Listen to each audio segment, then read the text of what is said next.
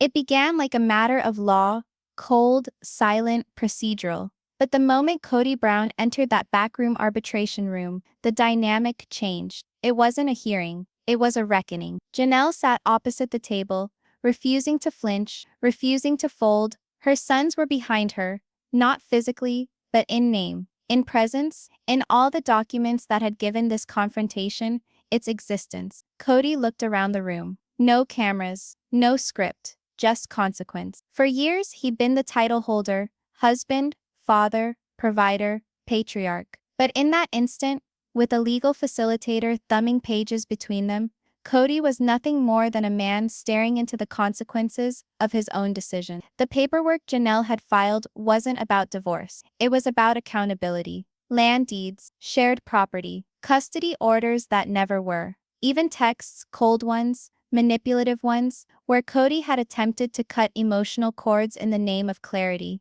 All of it on paper now, exposed. And Janelle was done playing pretend. This isn't about the past, she stated firmly. It's about who you chose not to be. Kody sneered, the familiar deflection. He leaned back, arms crossed, dismissive. But no one in the room was joking. The mediator cleared her throat. Mr. Brown, do you dispute that you took joint funds without telling Miss Brown? Kody shifted. It wasn't hers, it was family money. Janelle leaned forward. Then why was Robyn the only one who was informed about it? That's when Kody's tone slipped. You think this is all about Robyn? You think I just chose a side and left the rest of you in the cold? Janelle didn't flinch. No, Kody, I think you chose yourself and left everyone else on mute. He was speechless. Sometimes silence tells everything. And that's when the mediator asked something no one saw coming. Mr. Brown, have you viewed the video your son sent in? Kody blinked. What video? She pushed a tablet across the table. One tap. The screen flickered to life with Garrison's voice. Then Gabriel's, a sequence of edited footage, home movies, voice messages, screen-recorded text. They weren't angry, they were tired. Boys who had become men without their father being there. Holidays that had been missed. Texts that had gone unanswered. Birthdays that had been skipped over for Robyn's emergencies. The video finished with Garrison's words. He didn't lose our dad. He just stopped showing up. And at that moment, Kody Brown finally seemed cornered. His jaw clenched, his fist flexed, and for an instant, you could glimpse it. The shame he never allowed to be named. He rose, pacing. So that's what this is about. Revenge. Janelle shook her head. No, this is about memory. You believe you own the story, but my children lived it. You believe you own the story, but my children lived it. The words hung there. Even the mediator seemed stunned. And then Kody lost it. Each one of you, Christine, Mary, now you, none of you ever respected me as the head of this family. Janelle's tone was cutting. We tried. You wanted obedience, not respect. For a moment, the room waited in stunned silence. Then Kody did something no one anticipated. He reached into his briefcase and pulled out a manila envelope, sliding it across the table. Open it, he said. Janelle had paused, then opened it up. Inside, one document. It was a will, written months before, edited recently. In it, Kody had left Robyn, not only as executor, but as sole heir of all family property brought together under his name. All the Flagstaff land, all the equity, all the show royalties, everything. Janelle stilled. You already signed this? Kody's tone grew sour. You pushed me out long before I did this. I'm just giving back in kind. You didn't exclude us, Kody, she breathed. You excluded yourself. And that's when the shock hit. The mediator blinked. As a matter of fact, Mr. Brown, there's something I need to clear up regarding that document. She touched the file again. There was a second copy, filed under coercion, from Robyn. It was flagged. She attempted to backdate your will to an earlier date. Legal review caught it. Kody blinked. What? The mediator nodded. Your signature was forged, Mr. Brown. On the revised version, Robyn tried to take full financial control, cutting out even your adult children. The original version listed you as joint custodian with Janelle. The room fell silent. Kody slowly sat down. The fire behind his words dissipated to ashes. Janelle said nothing. She merely closed the file. Not smug, not shaken, just resolved. Sometimes the revenge you seek finds you first, And in that moment, something changed within Kody. Not guilt, but awareness. He had become the man his wives cautioned him he was becoming, and he didn't even know who he was anymore. The hearing halted. The lawyers reconvened, but Janelle remained seated, serene. She didn't conquer by power. She conquered by presence. They didn't lose their dad. He simply stopped being present. The courtroom was abnormally still. The type of silence that isn't peaceful, but anticipation, like the calm before the storm. Kody Brown sat at one end of the sleek burnished table, tapping an irregular beat with his fingers on its surface. Across from him sat Janelle, her face calm but frosty, her hands tightly knit in her lap. Next to her, in spirit if not physical space, stood the echoes of her children. Their silence was deafening. This was not merely legal mediation. This was accountability. Janelle had come armed. She wasn't going to negotiate feelings here. She was here for recognition, for years of single parenting, for birthdays spent without, for nights spent recounting the reason why dad didn't appear again. Kody fidgeted in his seat, visibly uneasy. The mediator started with protocol, reading aloud case numbers and goals. But none of that counted. Not really, because the truth was already present. I desire truth, Janelle said, shattering the silence. Not revenge, not sympathy, just truth. Truth does not always require volume. It requires courage. Kody laughed disdainfully. Clarity, you've had the freedom to leave the entire time. I did leave, Janelle said, her tone steady but firm. But now I'm here to work through what you left behind. It wasn't about busted marriages anymore. It was about busted trust, forsaken responsibilities, shattered children attempting to become whole adults. The mediator inquired about finances. Janelle produced papers. Kody stalled. You're asking me to be held accountable for all that I didn't do, he grumbled. No, Janelle said. I'm asking you to be seen as you are, and to see what you've become. You can't repair what you won't confront. Outside the courtroom, news outlets were murmuring. A leak somewhere. A rumor somewhere else. Sister Wives fans were hungry for drama. But this time, what they received was something else. Accountability. The mediator also touched on child support issues, not only monetary, but emotional. Janelle talked of Gabriel, Garrison, and Savannah, each situation more devastating than the previous one. Kody shifted uneasily. I did my best. No, she corrected. You did what was convenient. There's a difference. There it was. The truth honed and bared. Convenience is not commitment. The second half was even worse. Janelle showed screenshots, text messages from the children. Some read, some received undelivered. One from Garrison that read just this: "Don't come to my funeral." Kody's jaw was tight. He doesn't mean it, he muttered. Janelle did not respond. She did not need to. The gravity of those words hung suspended in the room like smoke. There was a long silence afterward. Kody finally broke the silence. So what do you want, Janelle? An apology? A show of guilt? Do you want me to perform being sorry? Janelle shook her head. I want you to understand what it costs. Not just for me, but for them. And maybe I want you to hurt a little too. Not out of cruelty, out of awareness. Awareness is sometimes more painful than punishment. The mediator adjourned to recess. Kody remained still. He sat there, clenched jaw, wet eyes, but not tears. From truth, because for the first time he wasn't the man telling the tale. He was the man living it. And the pen was in Janelle's hand. Now, session 1 concludes with Kody standing before something he'd been avoiding for a decade. Not his wife's judgment, not even his children's, but his own. And this time, there was no avoiding it. Judgment isn't always about being guilty. Sometimes it's about finally being honest and telling the whole story. The second round began with a new energy, not quieter, but richer. Janelle had spoken her piece. Now Kody's turn. He started not with defense. He started with silence, a long one, the kind of pause that lingers just long enough to have everyone wondering whether anything is ever going to emerge at all. I thought I was holding everything together, he said at last. A balanced household, a just ruler, a man with everything in its place. He exhaled a small laugh-ache breath. But control is just fear masquerading as confidence. No one said a word. I attempted to maintain peace, he went on. But what I did was maintain distance. I didn't wish for conflict, so I created distance. And the distance became betrayal in itself. Janelle stared at him, not with forgiveness, but with intensity. Why did you select Robyn over the rest of us? She asked. Why did your equity turn into favoritism? Kody didn't sidestep. Because she made me feel like I was still a good man. That stung. And not just Janelle. Some truths cut deeper. Because they sound like excuses. Hey,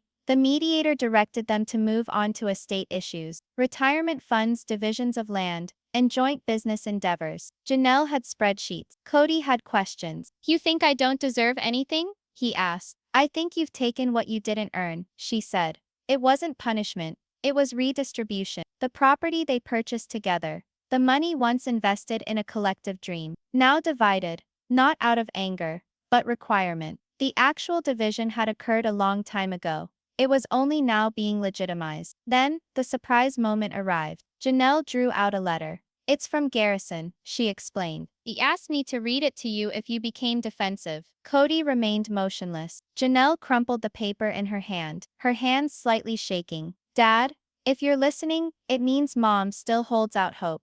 I'm not so sure I do. You vanished. Not in body, mentally. You treated us like furniture. Like background music to a life that was preferable somewhere else. I needed a father. You gave me direction instead. I needed your attention. You gave me silence. But if you're here right now, listening, maybe that's something. She folded it and lifted her eyes. Kody didn't say a word, but his eyes said it all. He hadn't seen the letter beforehand. He didn't anticipate that it would strike so hard. The worst kind of absence is the one where your body's present, but your heart isn't. The mediator inquired if they were ready to move on to the next item. Janelle nodded. Gabriel doesn't need anything from you, she said. He just wants you to quit acting like your pain is greater than his. Kody shut his eyes. I wasn't trying to hurt anyone. That's the issue, she said. You weren't trying at all. Ouch. The room was filled with silence once again. But this time it wasn't heavy. It was liberating. Kody dug into his jacket and extracted a folded piece of paper. My version, he said, of apology. He read it out loud. To my children, I understand now that I gave you pieces of a father. You needed all of me, and I only gave you what I believed you could handle. I melded control with care, authority with love, and I apologize for how many birthdays, tears, and questions I missed in trying to be the man I believed I was supposed to be. If ever you let me in again, I'll slip in quietly. No sermons, no explanations, just me, appearing, not to repair, just to sit beside. Janelle blinked so hard, her eyes stung. Some apologies are too late for reconciliation, but right on time for healing. The mediator broke for lunch. Outside the wind had intensified, but something else had changed too. Not forgiveness, not yet, but perhaps, room to conceive of it. And that was something neither party anticipated. When they entered that room, lunch was eaten in silence. Janelle sat on a bench outside, her notebook closed on her lap. Kody remained in his truck, the engine turned off, his head resting against the steering wheel. When they arrived back in the room, the mediator had softened her demeanor. Less formal, more compassionate. We're going to move into a portion of the process that is emotional. I need both of you to listen to each other, without interruption. Janelle nodded. Kody gave a small grunt of agreement. The next topic wasn't financial or legal. It was spiritual. Janelle went first. I spent 30 years believing that sacrifice made me holy. That pain was proof of loyalty. But I wasn't faithful. I was afraid. Kody's brow tightened. Afraid of what? That if I didn't keep smiling, you'd leave faster. He looked like he'd been hit. I didn't know. You didn't want to. Denying truth is different from being unaware of it. Kody shifted in his seat. I figured you were strong. I was, she replied. But silence is not strength. The mediator encouraged Kody to speak. He paused, then risked it. I figured if I left the family formation the way it was, God would sort out the rest. I figured order was love. Janelle laughed. Order for who? That hurt. I didn't want to play favorites, he said. Janelle wanted threw me a rope. Janelle leaned in. And you never looked back to see who you left behind. Silence again. But this time Kody didn't retreat behind it. He sat with it. I thought I could fix this with money. With schedules. I thought if I got the logistics right, the emotions would catch up. And did they? He didn't respond. There is no heart in structure, only a cage. The mediator pulled out something new. Co-parenting expectations for adult children. Janelle held up her hand. Hold off on legalese. I want something more profound. Kody furrowed his brow. I want to discuss Christmas. That actually surprised him. What about it? You haven't been there. Not really. You appear with presence, but not with presence. You perform the role, but the children can tell the difference. Kody dropped his eyes. It was attempting to preserve traditions. Kody Janelle replied. You were attempting to keep from feeling out of place. He nodded slowly. She reached for her notebook once more, grasped a photograph. The last Christmas they'd all celebrated together. The table was crowded, the children boisterous, the room hectic. You were there, she said. But your eyes weren't. Kody closed his eyes now. I didn't know how to show up. If I wasn't the head of the table. When identity is based on power, love is a threat. The mediator softly clicked her pen. Let's discuss legacy. They both looked at her. If this were your last year on Earth, how would you want your children to remember you? Janelle didn't hesitate. As someone who protected their emotional safety, Kody pondered. As one who attempted even if he fell short. The mediator smiled. Let's start there. They wrote out a new provision. Not legalese, but a scribbled note. Each would call each child once a month. No agenda, just listen. They would alternate having holidays, not on seniority, but desire. And they would both write personal letters to each child. Nothing formulaic. Real words. Sincere ones. It's never too late to rewrite your legacy. But someone has to pick up the pen first. The tension in the room had shifted. Still strained, still raw. But something had opened. Not a solution. A willingness. And that for this family was nothing short of a miracle. Kody didn't come back to the table right away. As the lawyer spoke in hushed tones, and the mediator put files in order, he stood by the window, arms folded, gazing into space. The room was quiet, but not Kody's mind. It ran full speed with memories, with excuses, with regrets, none of which were quite sufficient to excuse the wreckage now spread out before him. Janelle waited. She didn't press him to sit. She didn't gloat. She simply allowed the weight of the moment to fall where it belonged, on him. He had always been the one to lead. At least that's what he told himself. But leadership without accountability wasn't leadership. It was control. And now, stripped of that illusion, Kody looked like a man without a compass. The mediator cleared her throat gently. He will proceed. Kody sat down. Janelle pulled out a thin black notebook and pushed it forward. This is my offer, she said. Not a settlement, a restructuring, for the benefit of the children, for equity. The mediator took it from her. Kody didn't. Still think there's something to salvage here? Kody asked. His tone wasn't edgy. It was exhausted. Janelle hesitated. You're not between me and you, but between you and them. Yes, some bridges aren't burned. They're abandoned, but they can still be rebuilt. Gabriel's name was the first line in that notebook. His age, his schooling, the texts he'd sent unanswered. Janelle had written it all down, not to shame Kody, but to remind him. Her fatherhood didn't end when feelings got complicated. Garrison trailed behind, a chronology of unheeded overtures. The times he arrived, and the door was closed. Times he observed from a distance, as Kody played family with another household. Savannah, not old enough to put into words just yet, had begun therapy. Her artwork spoke louder than words. Shapes without faces, hands extending but never touching. I'm not asking you to be perfect, Janelle whispered. I'm asking you to show up. Kody glared at the pages. His fingers quivered as if he would reach out and touch them. But he didn't. You think I haven't tried? He asked. I think you've tried to control everyone's feelings without claiming your own. That's not the same. Truth sounds a lot like judgment when you're not ready to hear it. The mediator stepped in. Miss Brown, would you like to make your custodial request for family property? Janelle agreed. I want a separate trust set up for every child. Nothing extravagant, just their portion of what they contributed to. Kody blinked. Even the ones I'm not legally entitled to. Especially them, because you raised them, or claimed you would. That resonated. For an instant Kody's facade broke. He wasn't mad. He wasn't defensive. He just looked. You think I'm the bad guy in all this? He grumbled. Janelle tilted her head. I think you've been playing one without realizing it. The worst kind of betrayal is the kind done in the name of love. The mediator paused. We can take a recess. Kody stood. This time he didn't pay. He walked toward the window again, this time taking out his phone. He scrolled, not social media, not texts, photos of the children. camping vacations, birthdays, smiles that once signified. He stopped on one. Janelle reclining in a folding chair at a lake, a tray of burnt hot dogs on her lap, laughing with Gabriel. He set the phone aside. What do you want me to do now? He asked. Begin with a phone call. To each of them. Not to solve everything. Just to tell them you hear them now. He nodded slowly. The pride was still there, but something else was breaking through. Not guilt. Not yet, but willingness. I'll try. Healing doesn't always start with an apology. Sometimes it starts with a phone call. Kody made the call. Not from a state. Not for a reunion. Special but alone.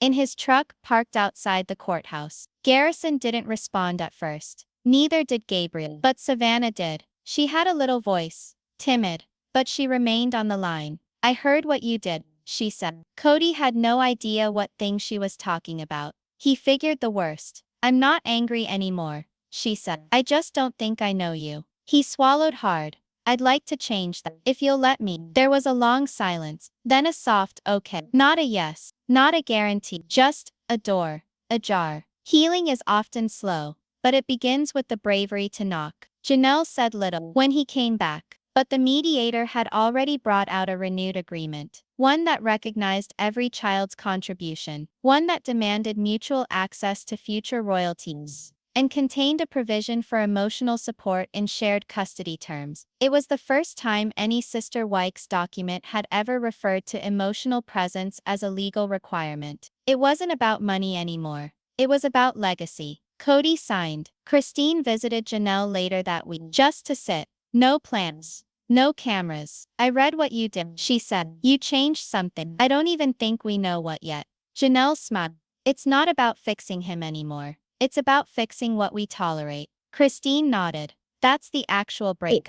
Not departing. Coming to terms with the fact that you deserve better. And sometimes justice isn't punishment. It's the freedom to start anew. At Robyn's place, it was more subdued. She had overheard. Naturally she had. But Kody hadn't come home immediately. Not in his normal voice. Not with his normal stim. When he finally came in the door, he didn't utter, "They're against me." He said, "They were right." Robyn was stunned. She had never heard him say that. Kody sat down, pulled out the new agreement, and placed it on the table. This isn't a fight anymore, he said. It's a course correction. Robyn remained silent. She would not cry.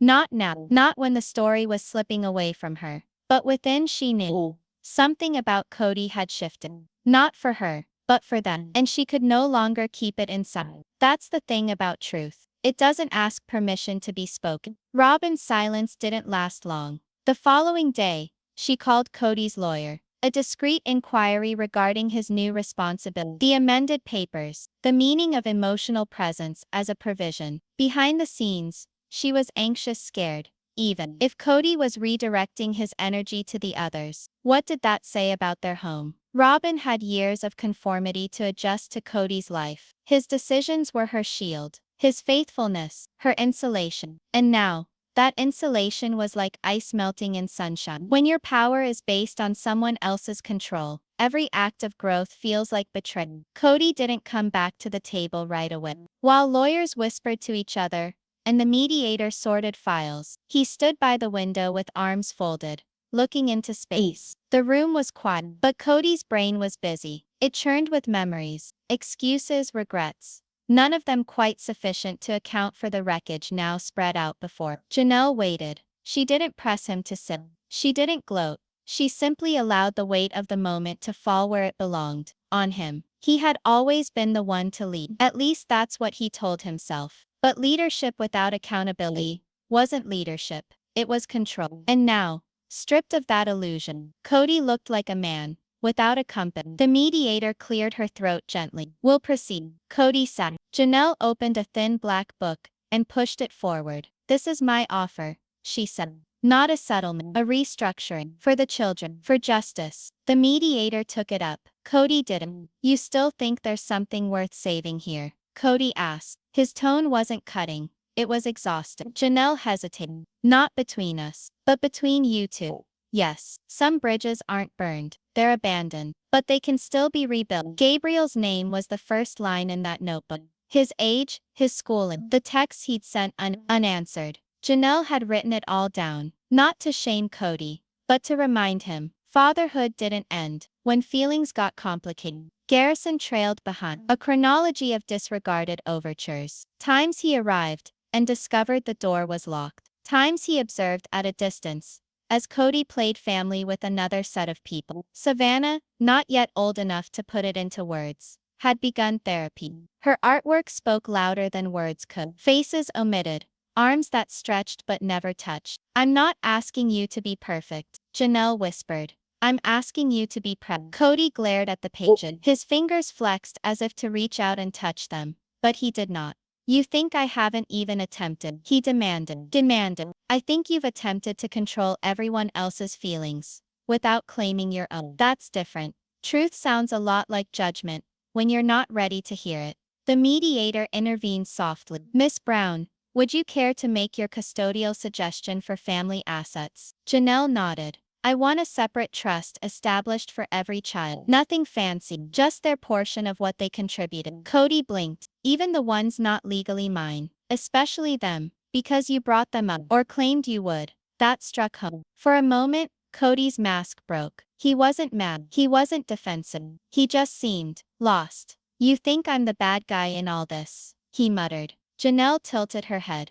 I think you've been playing one without realizing it. The worst kind of betrayal is the kind done in the name of love. The mediator paused. We can take a recess. Kody stood. This time he didn't pace. He walked toward the window again, this time taking out his phone. He scrolled. Not social media. Not texts. Photos of the kids. Camping excursions. Birthday celebrations. Smiles that once mattered. He paused on one. Janelle sitting in a folding chair lakeside. A plate of charred hot dogs on her lap. Laughing with Gabriel. He set the phone aside. What are you supposed to do now? He asked. Begin with a call. To both of them. Not to solve everything. Just to tell them you listen to them now. He nodded slowly. The pride was still there. But something else was breaking through. Not guilt. Not yet. But willingness. I'll try. Healing doesn't always start with an apology. Sometimes it starts with a phone call. Niece Kody made the call. Not from a state. Not for a reunion special. But alone. In his truck, parked outside the courthouse. Garrison didn't respond at first. Neither did Gabriel. But Savannah did. Her voice was small, guarded, but she remained on the phone. I heard what you did, she said. Kody had no idea what thing she was talking about. He took the worst-case scenario. I'm not angry anymore, she said. I just don't think I know you. He swallowed hard. I'd like to change that, if you'll allow me. There was an extended pause. Then a soft okay. Not a yes, not a promise, just a door, slightly ajar. Healing can take time, but it begins with the bravery to knock. Janelle didn't talk much when he got back, but the mediator had already run off a reworked contract, one that recognized each child's contribution, one that called for joint access to future royalty, and added in a provision for emotional support as part of joint custody language. It was the first time any Sister Wives document had used emotional presence as a legal standard. It wasn't about money anymore. It was about legacy. Kody's son,